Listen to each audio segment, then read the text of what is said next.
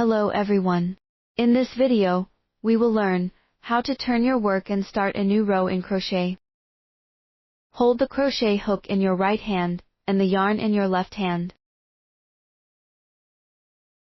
When you reach the end of a row, keep your hook facing the same direction and turn your work as if you are turning the page of a book until the loop on the hook is on the other side of your work.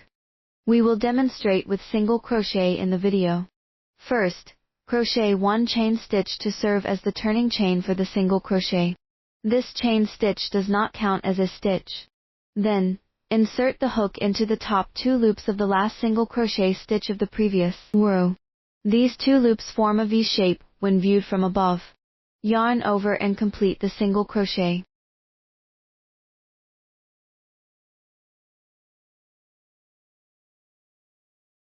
There is another method to turn your work and start a new row. When you reach the end of a row, first crochet 1 chain stitch as the turning chain for the next row of single crochet, then turn your work.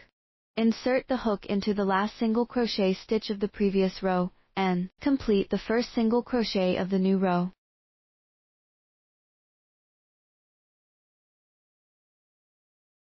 That is all for this video. Enjoy your crocheting time.